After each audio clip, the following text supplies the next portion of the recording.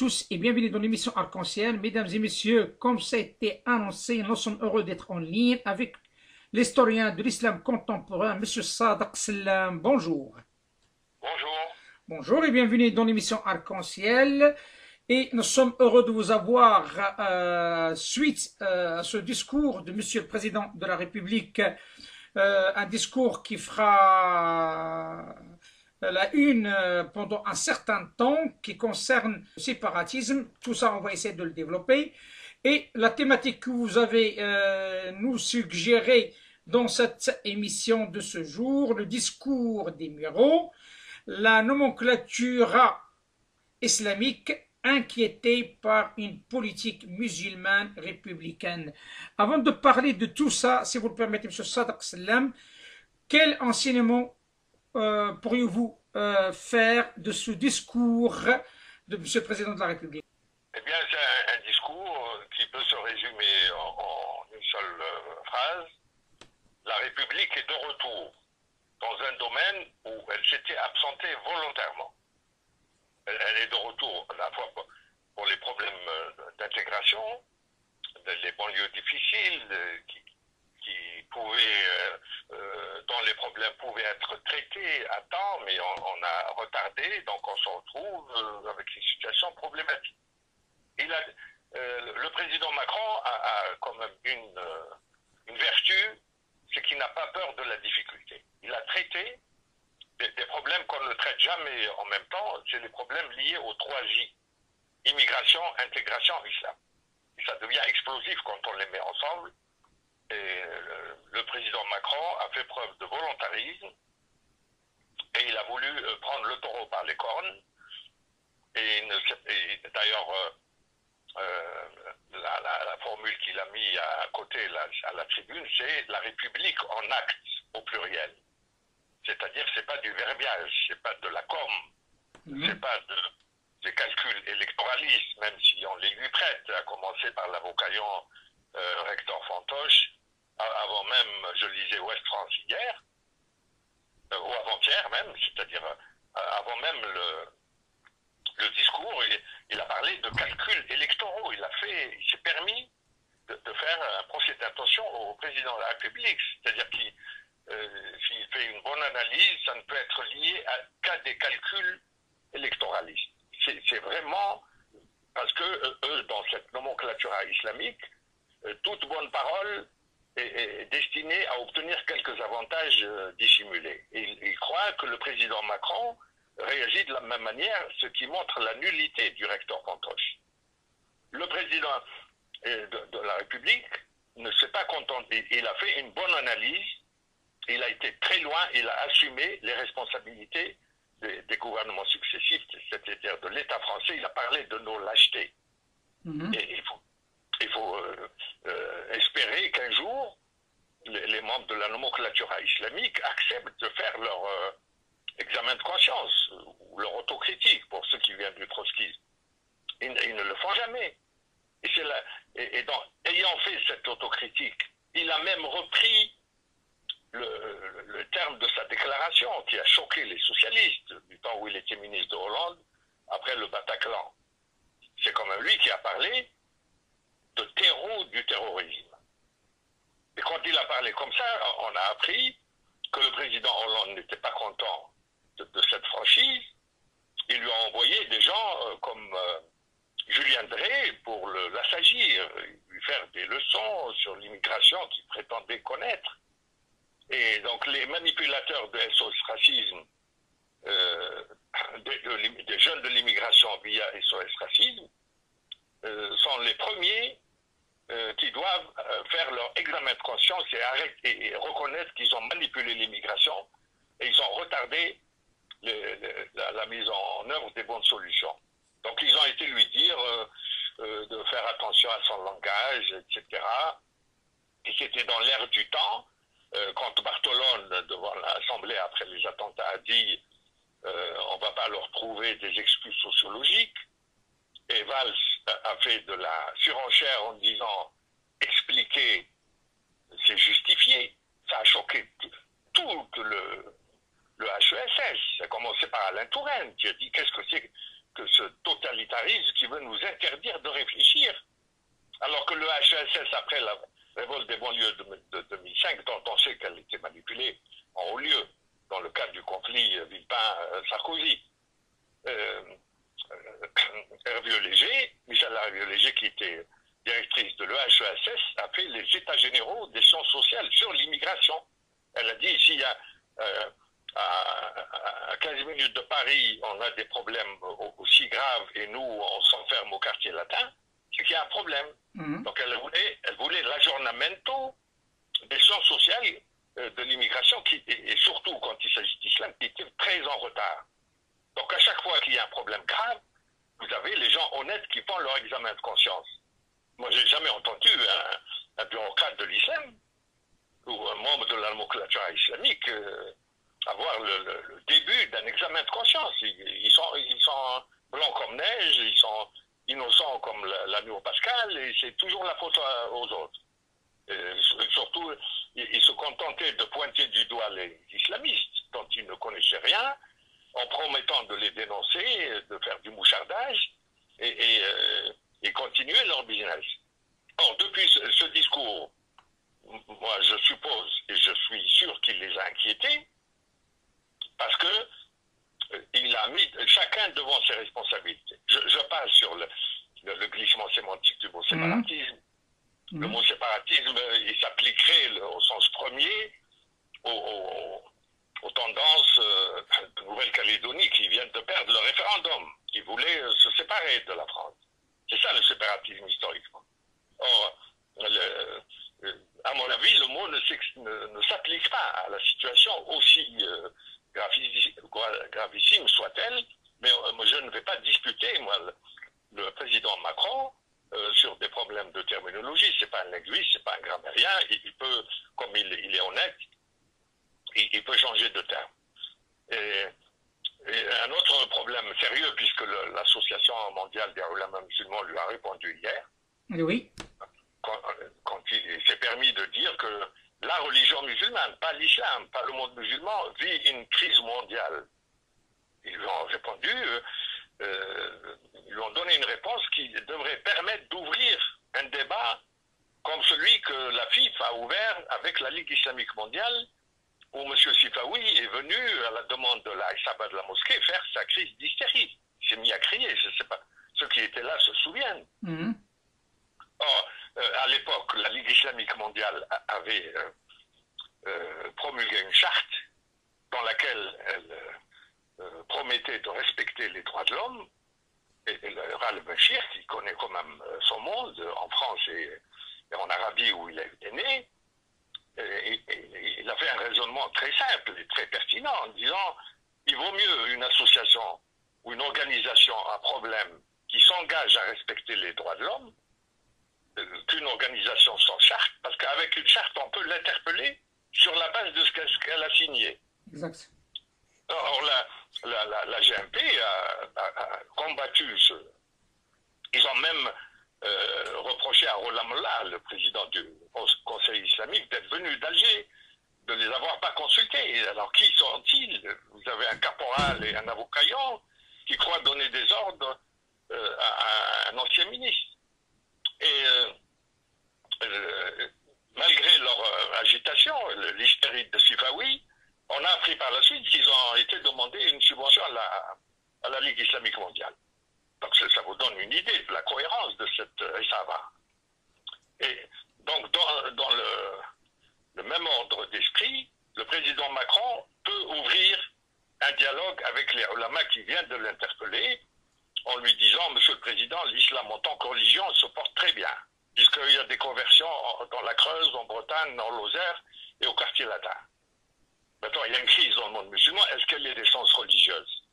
Elle est d'abord d'essence politique, parce que à chaque fois qu'il y a des élections sans fraude dans les pays musulmans, l'expérience a montré que ce sont les islamistes qui les gagnent. C'est un fait. Pour des raisons qu'on peut aborder.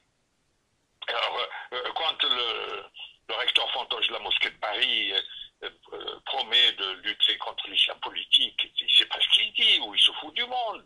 C'est quand même quelqu'un, c'est lui qui présidait les comités de soutien à tous les nouveaux mandats de Bouteflika, en accord avec M. Yves Bonnet, dont il était le partenaire au sein de très mystérieux et occulte Institut France-Algérie, qui pratique qui est à la lisière du renseignement et de l'affairisme. Donc, il n'est pas le mieux placé pour parler de ces questions-là. Il croyait se faire admettre, se faire recevoir en haut lieu par des slogans comme ça qui sont éculés. Il se croit en 92, ce monsieur. Monsieur Sadr Sellam, si vous le permettez, et vous avez évoqué plusieurs choses. Donc je reviens au discours du Monsieur le Président de la République.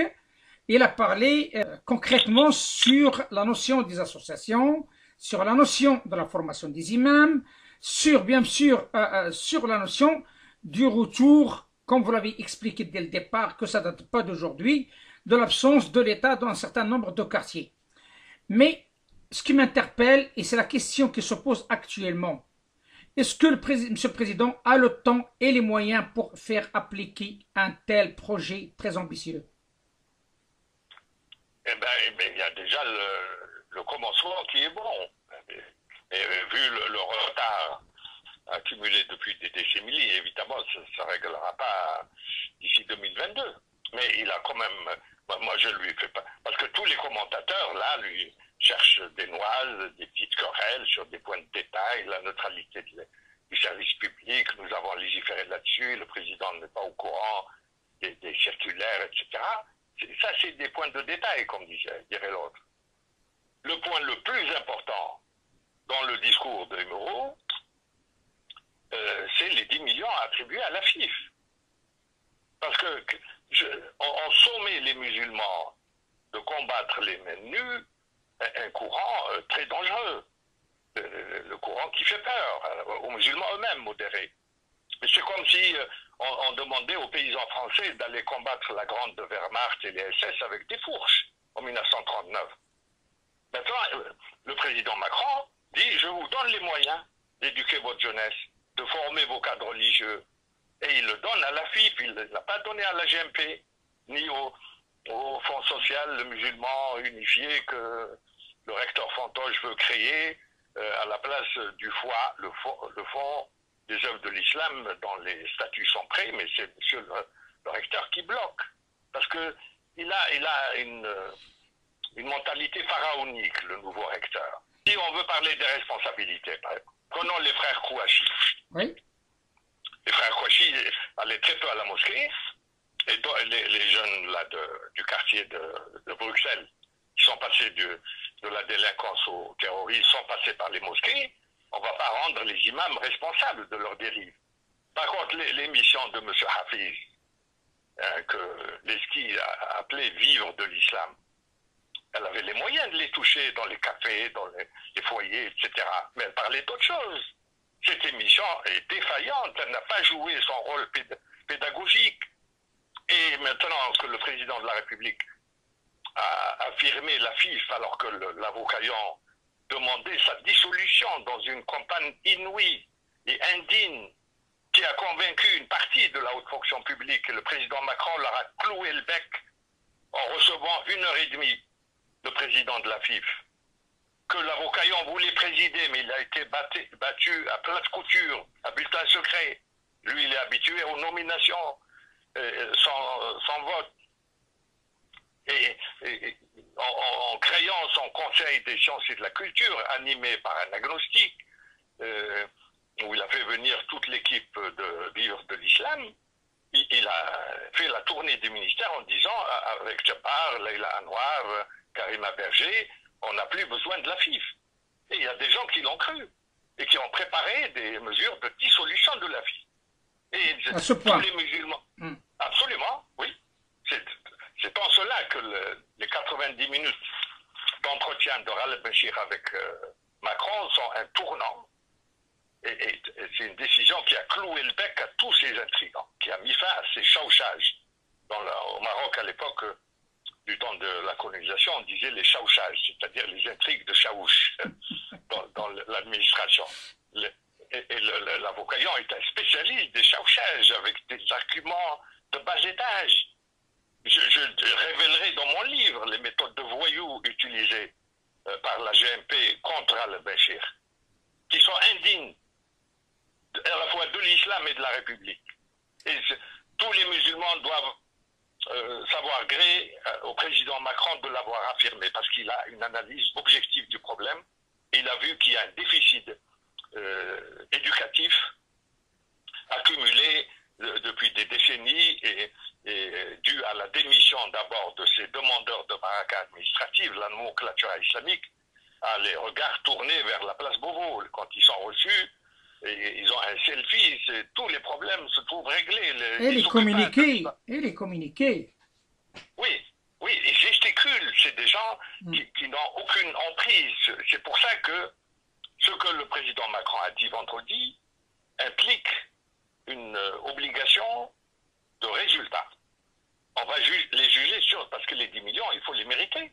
Il faut les utiliser à bon escient pour utiliser les moyens de l'intelligence de manière à éviter à ces jeunes d'aller au Yémen, à Peshawar, en Afghanistan pour faire les études sur l'islam qu'on leur propose toujours pas, malgré un nombre illimité de grands projets qui ont toujours été sabotés.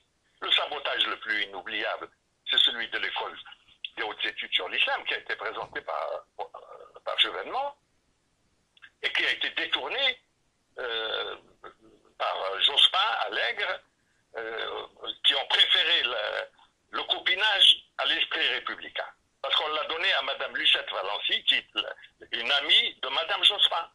Il faut dire les choses comme elles sont. Un grand projet qui aurait pu, parce que ça date de 98, 22 ans, on aurait pu empêcher les frères Kouachi d'aller au Yémen, s'il y avait l'université ouverte prévue par Harkoun.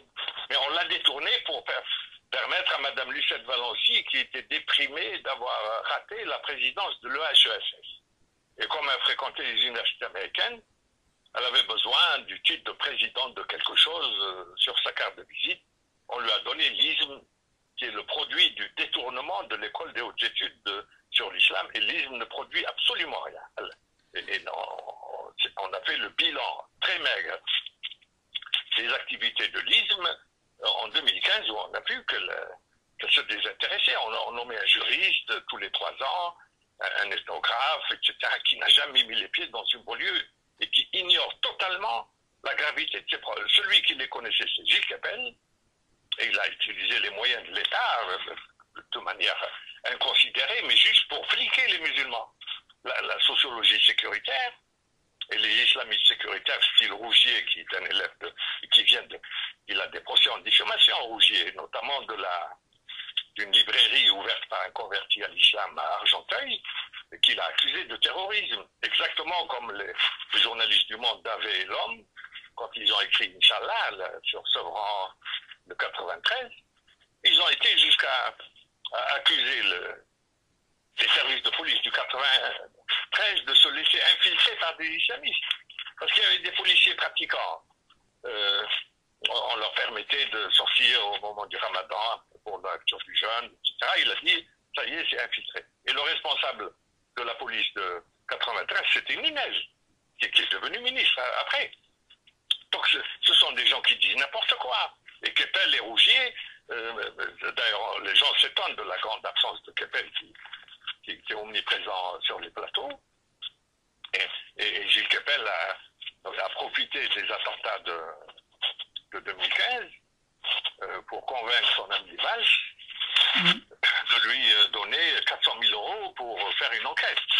Une enquête de type policier, bien entendu. Et la conclusion de son enquête, ces problèmes seront réglés si vous me permettez d'ouvrir un institut pour moi tout seul. Heureusement que Nejat Vallaud-Belkacem et Hollande ont dit non, c'est un mégalomane, on n'ouvre pas un institut pour satisfaire l'ego d'un aigri qui a raté le Collège de France.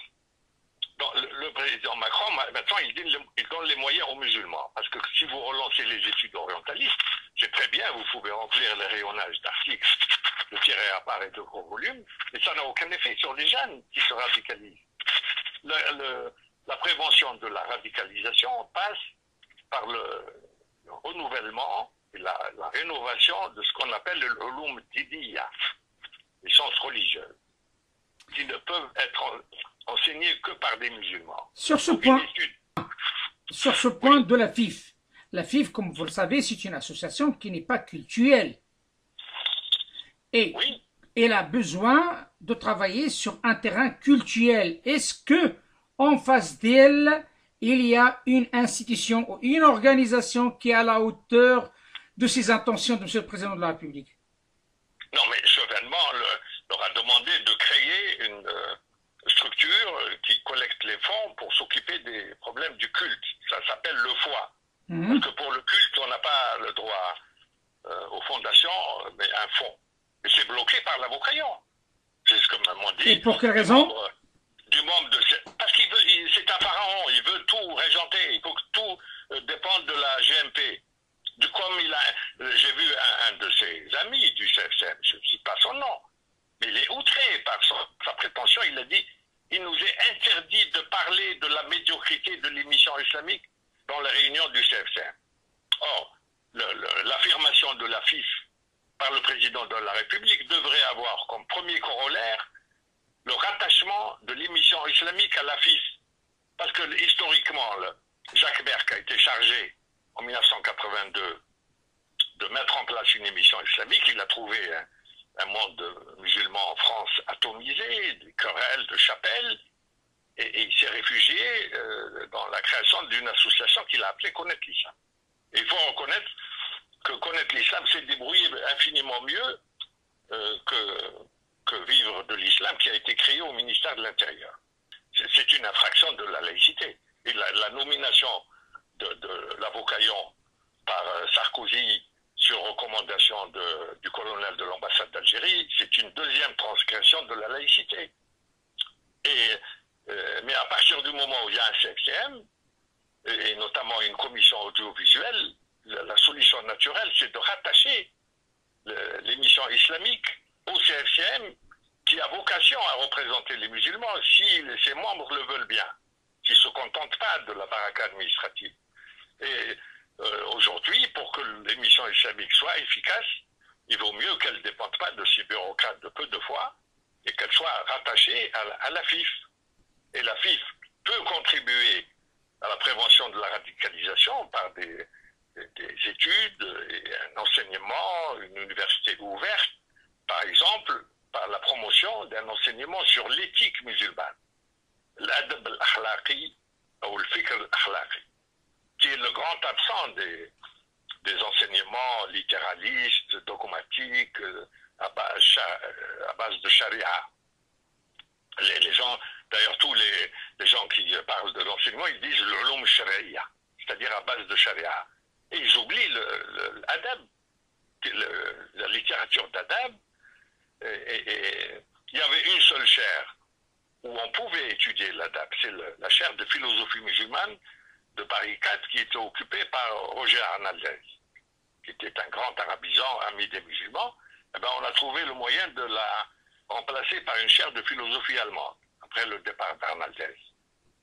Et c'est l'éthique qui peut fournir une base à une plateforme éducative des jeunes musulmans pour moderniser leur esprit, leur donner les moyens. Moi, personnellement, Dalil Boubacar, une des rares fois où il a échappé à ces manipulateurs, quand il est sorti de chez Hollande en 2015, Hollande lui a fait sentir que ses répétitions sur l'islam moderne, l'islam tolérant, l'islam convivial, l'islam du milieu, n'a eu aucun effet sur les frères Kouachi. Alors Dalil m'a dit qu'est-ce qu'il veut dire.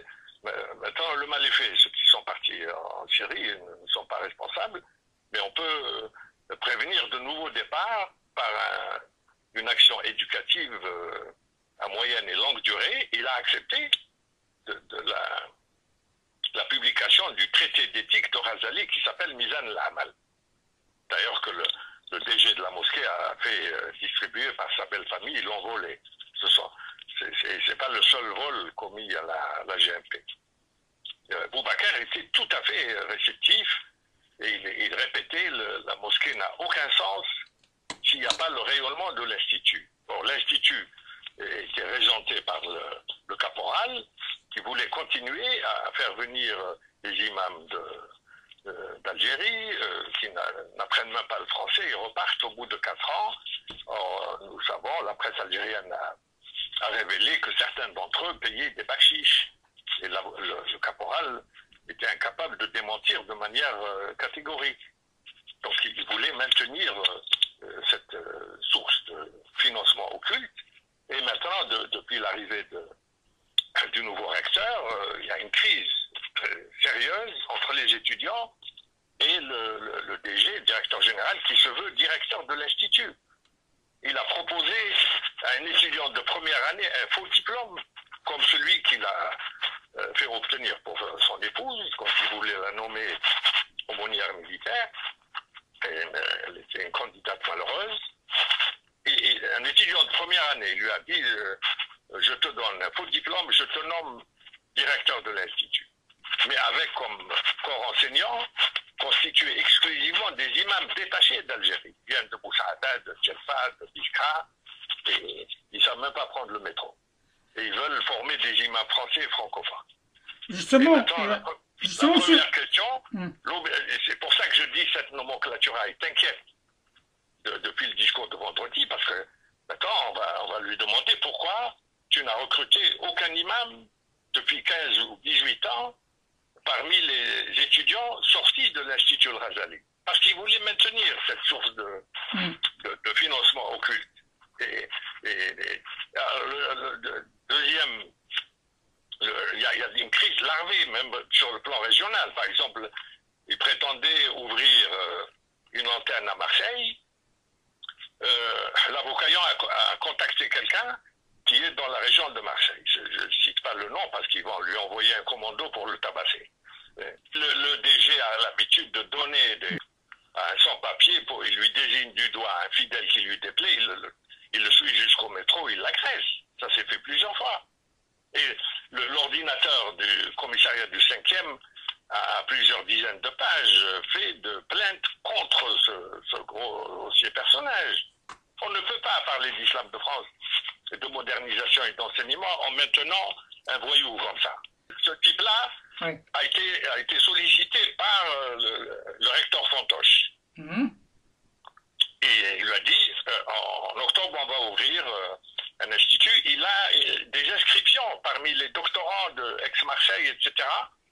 Et puis, il y a 10-15 jours, il reçoit un coup de fil du DG qui lui dit non, on ouvre l'institut au centre de Marseille, dans une mosquée qui a pour particularité d'avoir un président d'association qui parle en kabyle avec lui. Voilà les critères de sélection de cet ignorant. Et auparavant, il avait actionné 4 autres mosquées, dont celle de ce qu'on appelle de la Capelette. Les gens qui connaissent Marseille, il a actionné 3 ou 4 mosquées pour leur dire vous nous ouvrez un institut, et les autres ont travaillé pendant tout l'été. Après, il préfère quelqu'un qui d'abord moucharde, parce que le critère de mouchardage est essentiel dans l'esprit étroit de ce monsieur, et il parle kabyle avec lui. C'est un zouave, au sens péjoratif de ce mot. C'est pas avec des types comme ça qu'on va. Et là, ils sont très inquiets. D'abord parce que ça a mis fin à leur chauchage contre Ralep avec des méthodes indignes, je le répète, que je révélerai dans mon livre. Ralep peut s'occuper de 75% de la formation des imams en leur enseignant les matières de sciences sociales des religions, de l'éthique musulmane, de la civilisation musulmane, que l'entourage de Djabbar et du recteur Fantoche sont incapables de faire, parce que Djabbar ne connaît que l'arithmétique. L'arithmétique, c'est pas inintéressant, mais c'est pas le fond du problème pour déradicaliser.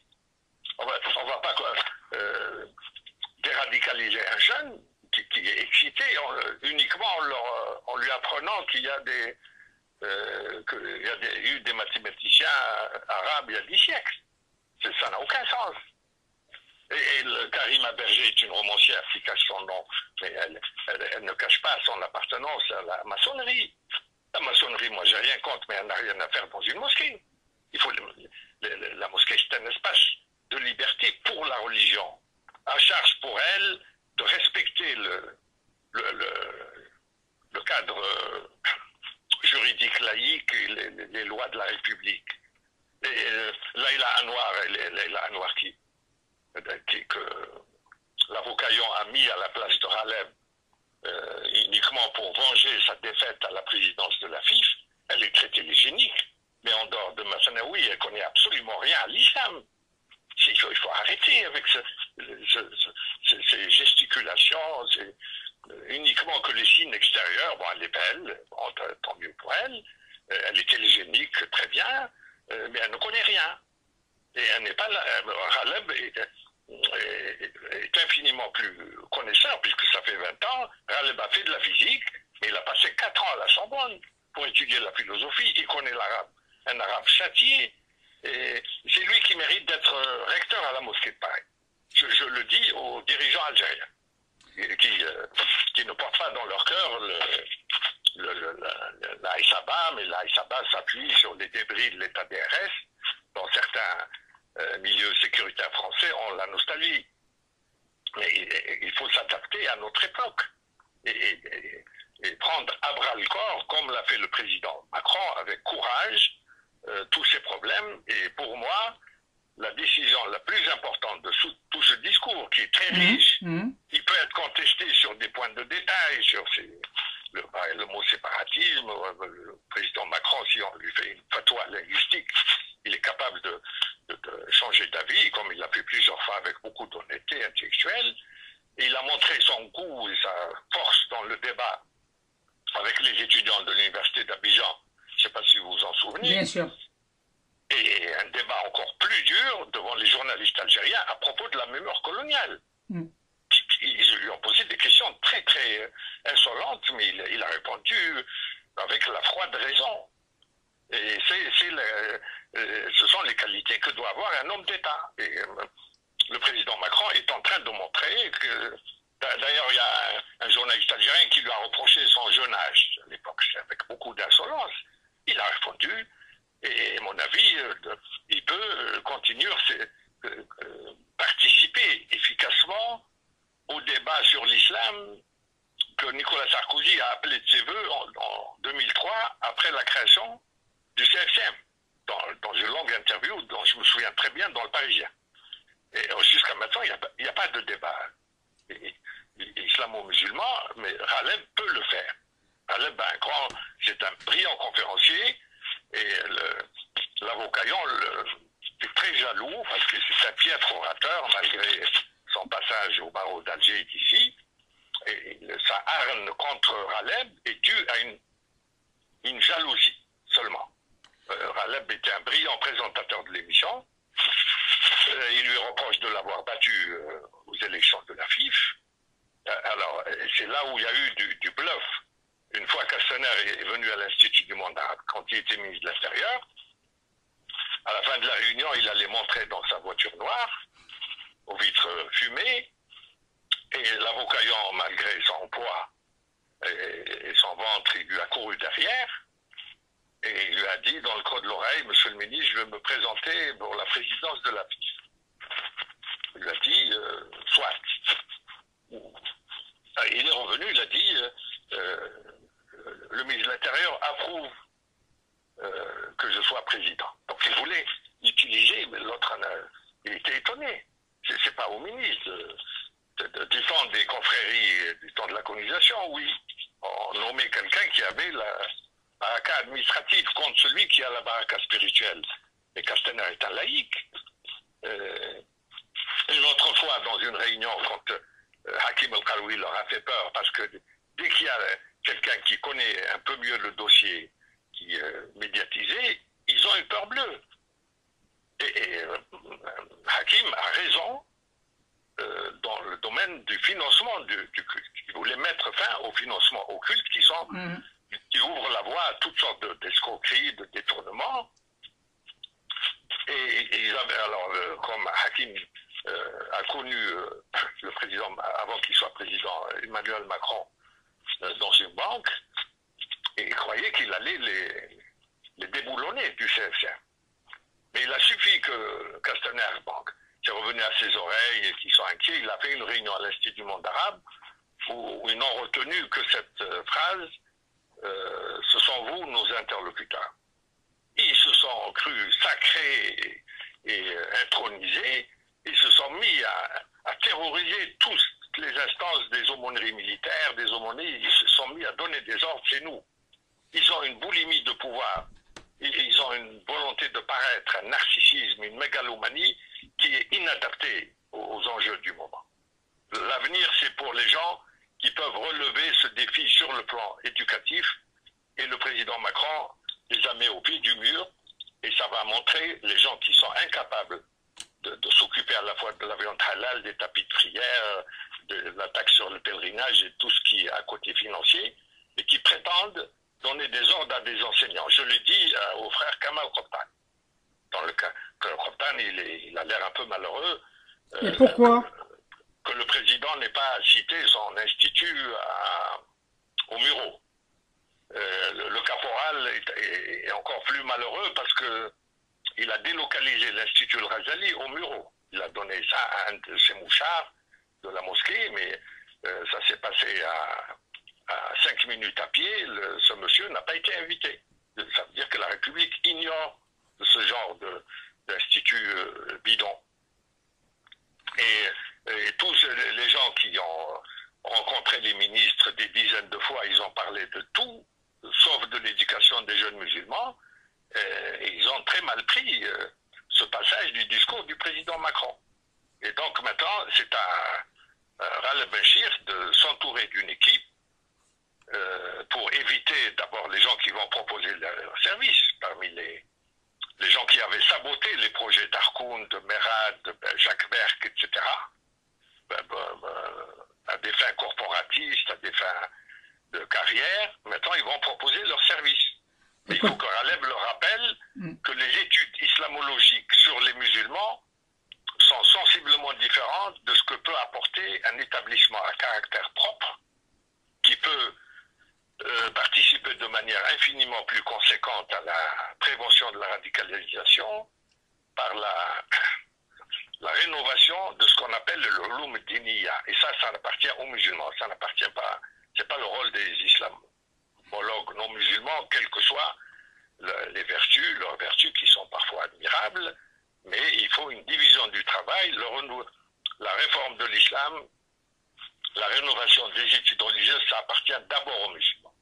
Alors, dans un deuxième temps, ils peuvent collaborer avec les islamologues de bonne foi qui ne cherchent pas uniquement à utiliser l'islam à des fins de carrière. Et les moins bien placés, ce sont les islamopolitistes sécuritaires qui ont fait trop de mal, qui ont induit en erreur plusieurs ministres successifs qui n'avaient pas le temps de s'occuper à fond du dossier, en leur faisant croire qu'avec une bonne police, tout sera réglé. Or, la police ne demande qu'une seule chose, c'est d'être soulagée par des moyens de prévention. Parce que si on confie tout à la police, d'abord le Bataclan a montré l'échec total du tout sécuritaire. Il faut penser à autre chose, il faut encadrer les jeunes, enseigner l'éthique, créer des établissements qui fixent nos jeunes ici. Il faut oui, une dizaine d'établissements au minimum. Justement, M. Sadr Salam, s'il vous plaît. Justement, donc vous avez parlé de cette charge lourde. Hein. Il ne faut pas l'oublier que le président a mis sur les épaules de M. Raled Benchir hein, par rapport à ces fonds qui sont assez colossaux pour la FIF. La charge est lourde, mais par contre, les partenaires sont peu nombreux d'un côté. Et si on parle un petit peu de concret, on parle de CFCM, on parle aussi de mettre les dirigeants du CFCM devant leurs responsabilités. Trouvez-vous le fait qu'on garde toujours les mêmes personnes, ça fait 20 ans, 30 ans, parfois 40 ans, qui sont sur ces sièges, intronisés sur ces sièges, avec l'échec total que tout le monde a assisté. Et on leur fait confiance par rapport à ce renouveau demandé par le président, à ce renouveau qui est sur la charge de dos de Raled Benchir par rapport à sa présidence de la FIF. Moi, je trouve qu'il y a une anomalie. Alors, pourquoi pas qu'il n'y a pas des jeunes, un appel à candidature auprès de CFCM, des jeunes, des femmes, de la troisième, quatrième génération. Parce qu'on regarde tout le travail qui a été fait par ces dirigeants, on les voit. Et la question qui s'impose, cette question de financement, il suffit, comme je l'ai dit, je le redis à maintes reprises, il suffit de contrôler la richesse de ces dirigeants. Qu'est-ce qu'ils ont fait? Comment ils ont eu cette richesse? Il y a un réel problème. Dans ce cas-là, oui, c'est là où on a besoin d'une interpellation qui vienne d'une opinion musulmane bien informée. Et pour le moment, on a une rétention de l'information parce que ce sont des gens qui transforment l'islam en un certain nombre de secrets d'État dont ils sont les seuls détenteurs, maintenir des privilèges dont on connaît oui, mais justement, c'est toujours une question de privilèges.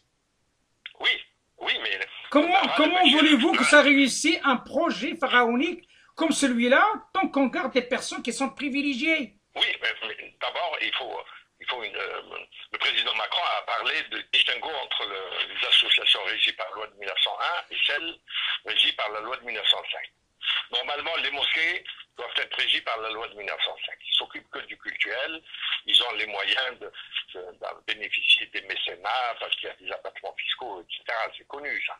Et le recteur Fantoche, c'est le Kim Il-sung de l'islam en France. Il veut tout régenter, les missions islamiques. Il a un projet de fonds social musulman unifié calqué sur celui de nos amis juifs et au nom duquel il bloque le foie, qui devrait être le vis-à-vis culturel de la FIF, et pour le moment c'est bloqué.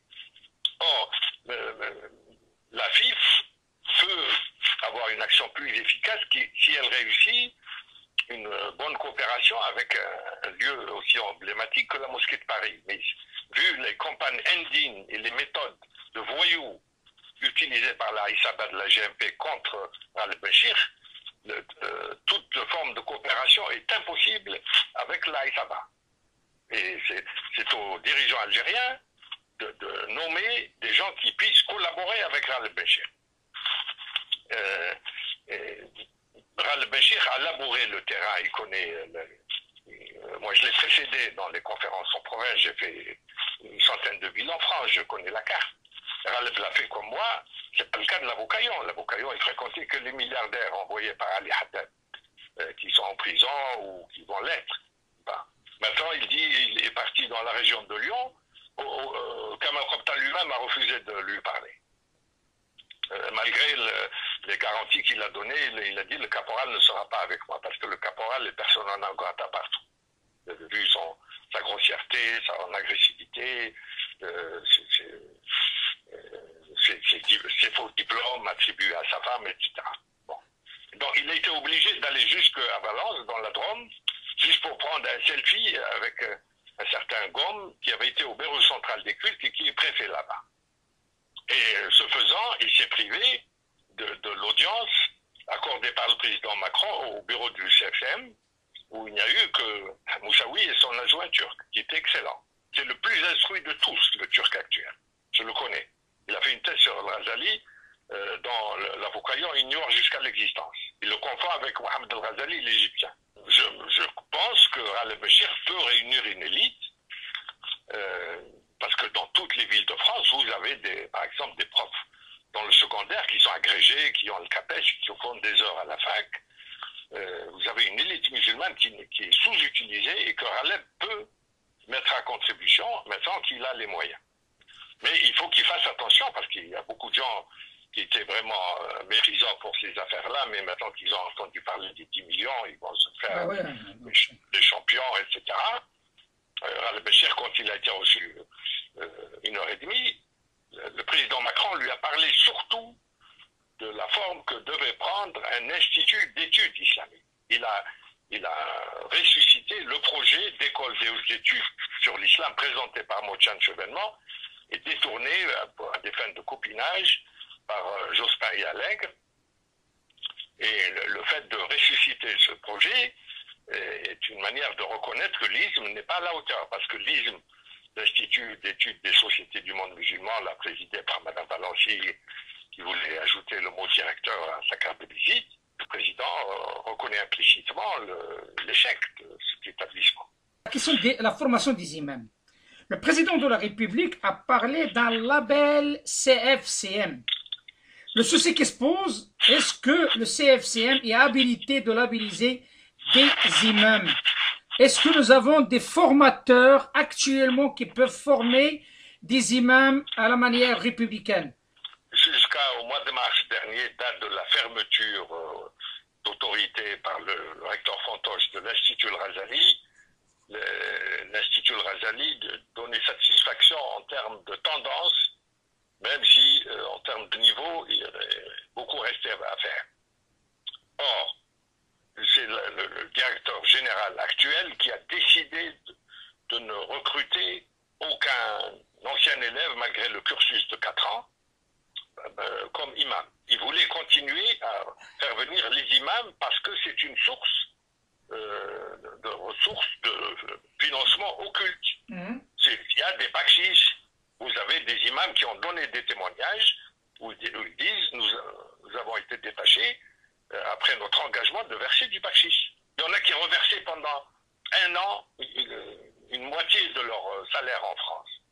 Mais je pense que la France, qui est la meilleure police du monde, n'ignore pas ce phénomène-là. Mais il faut accepter d'en tenir compte une fois pour toutes.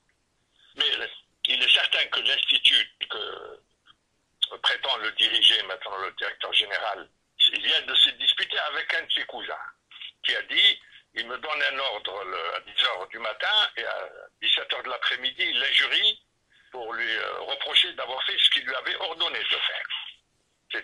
C'est un type qui n'est pas... Et il est certain que ce genre d'institut ne fera pas l'affaire, ne satisfera pas le quart du 8e de la demande. Mais il faut que le CFCM, dans ses prochaines réunions, il faut qu'il passe par le dépôt des statuts du FOI, que l'avocaillon sabote au nom du Fonds social musulman unifié dont il rêve depuis qu'il a découvert le même fonds chez les Juifs. Parce qu'il veut tout régenter. Il ne faut pas oublier que le 19 janvier, après le putsch du 11 janvier, il voulait se présenter pour la présidence du CFCM.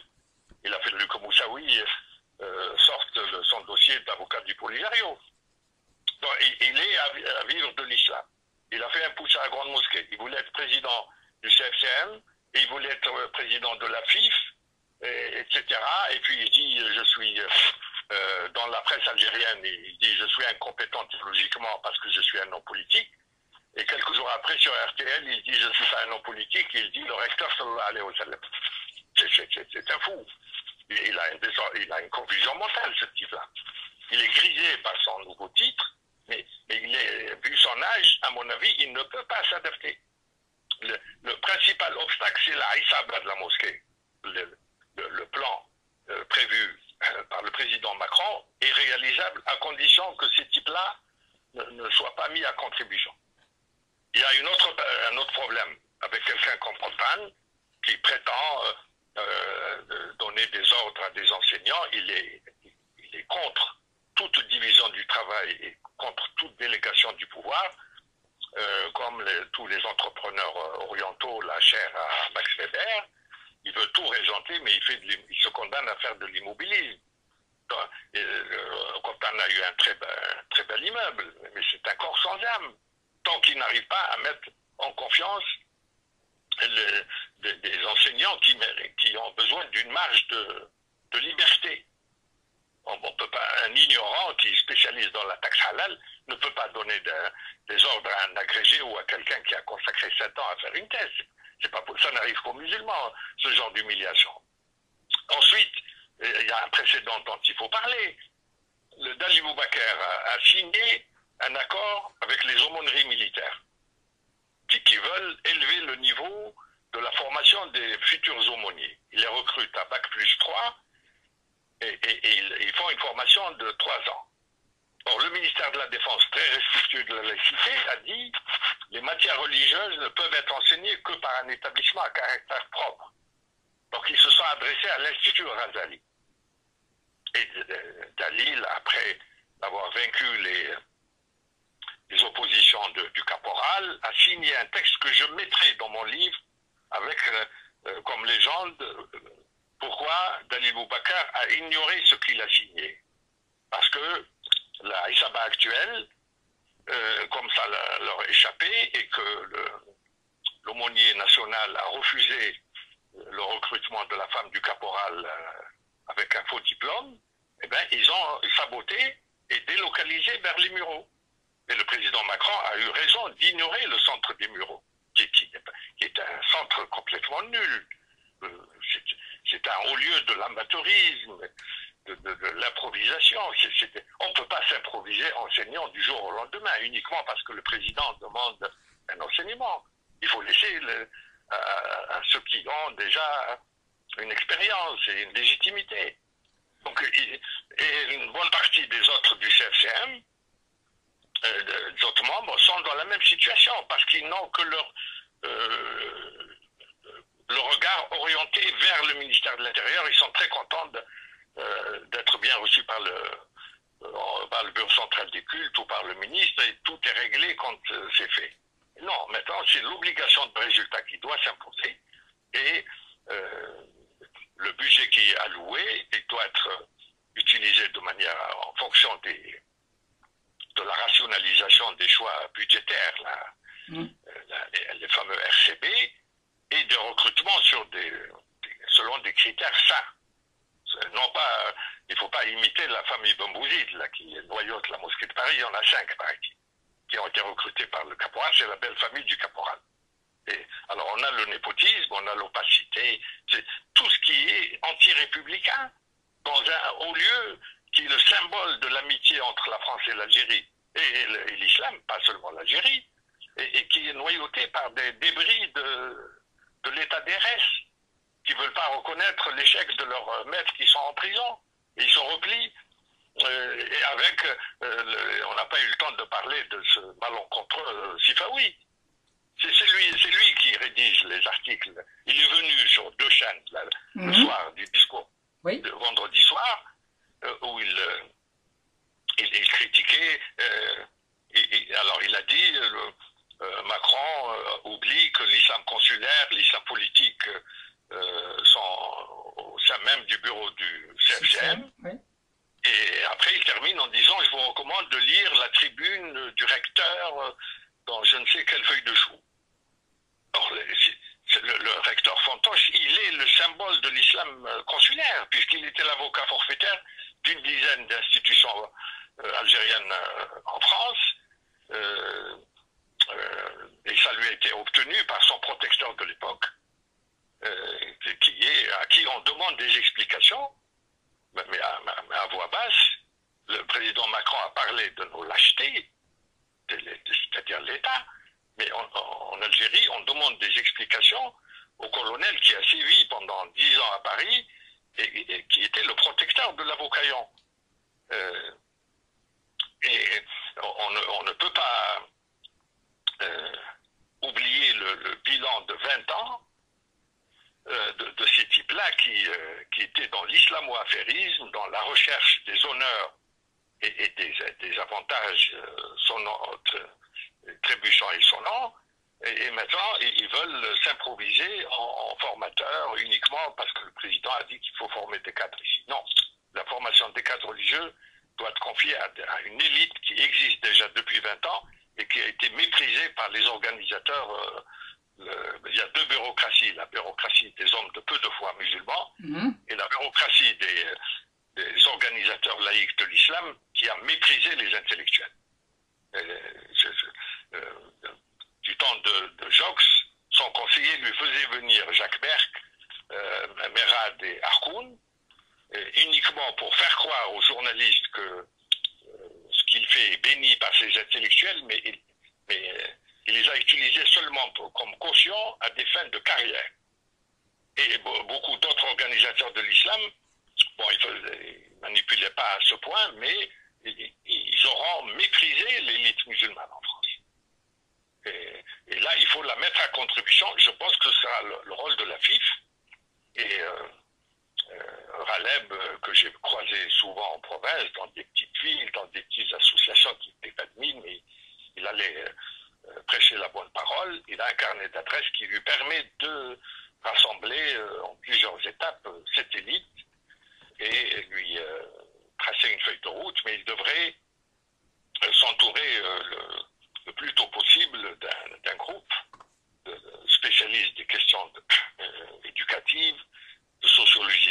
religion, de théologie même, parce que la théologie, il ne faut pas oublier qu'elle est enseignée dans une chaire d'histoire de religion à la Sorbonne. C'est ça. C'est pas incompatible avec la laïcité.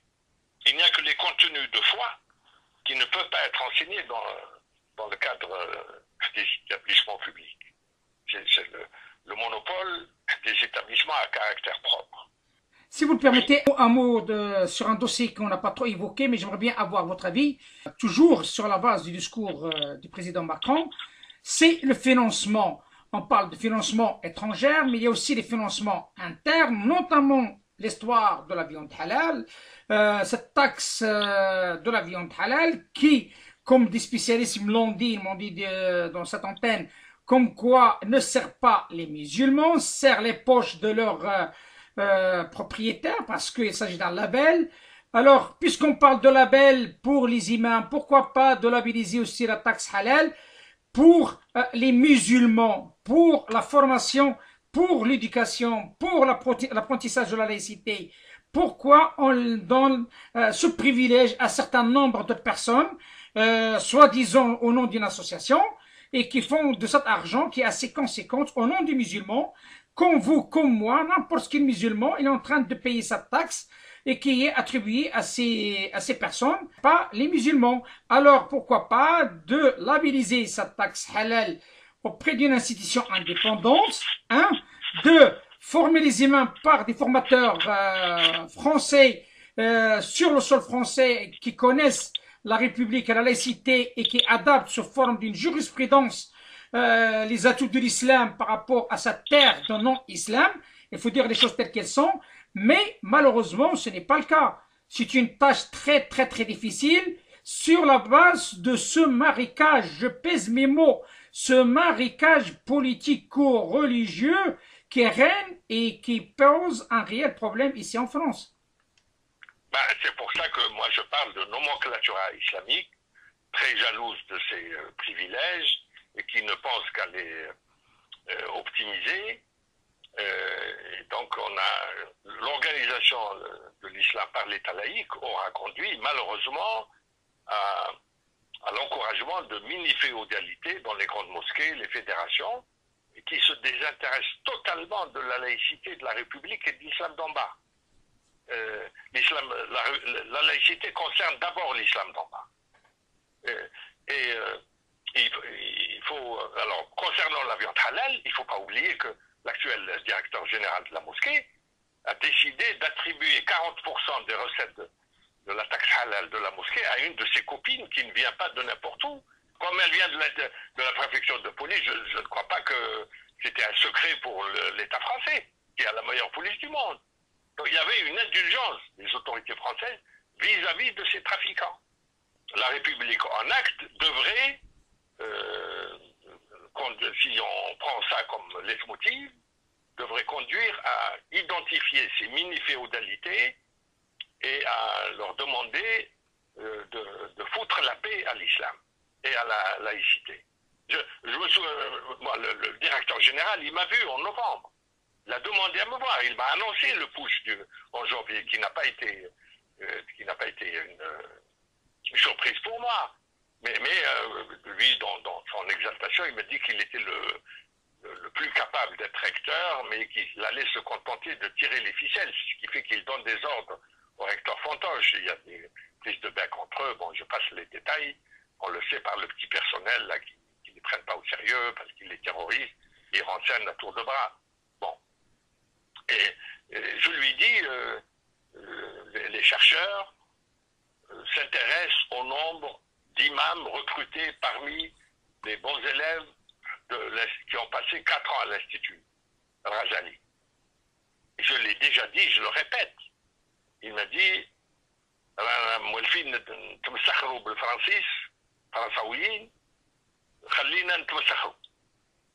nous avons l'habitude de mener en bateau, de nous payer la tête des Français, laisse-nous continuer. Est-ce qu'un monsieur comme ça va former des imams français francophones adaptés à la laïcité? La réponse est non. Il a menti à ses ministres, 2 ou 3 ministres successifs. Il a actionné Boubacar, je l'ai surpris en train de téléphoner au bureau central des cultes, sur un ton très ferme, et a dit l'administration laïque n'a pas à s'occuper du fonctionnement interne d'une mosquée. Donc ils ont neutralisé des deux côtés. Les Algériens, ils leur ont dit la société d'Habou, c'est de droit français, donc vous ne vous mêlez pas, vous vous contentez de payer. Les Français, on leur dit au nom de la laïcité, vous ne vous mêlez pas du fonctionnement d'une mosquée. Donc ils ont créé un état d'apesanteur où ils ont agi à leur guise en fonction des intérêts individuels, familiaux, régionalistes. Ce n'est pas une forme de séparatisme, ça?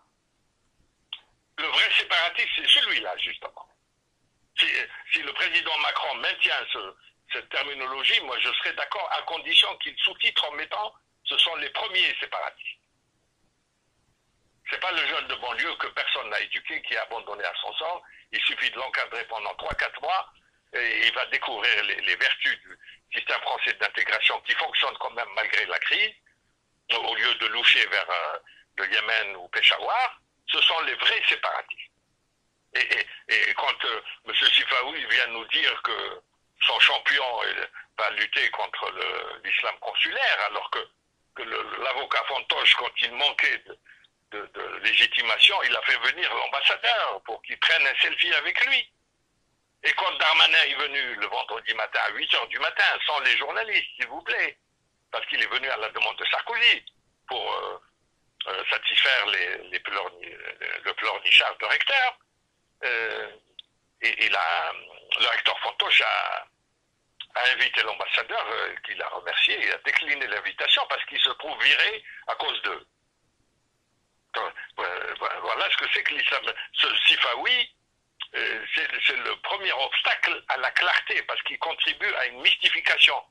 Et la dernière fois, il a osé parler avec cette Jeannette Bougrave de la Sorbonne qui serait devenue intolérante parce qu'elle n'a pas accepté comme conférencier dans les sessions de déradicalisation. Or, il faut toujours rappeler, je crois qu'on l'a déjà dit, le président Haddad, Paris 1, s'adresse à l'Institut Razali pour demander une coopération parce qu'il est très satisfait des étudiants de DU formés pendant 4 ans. Il a demandé,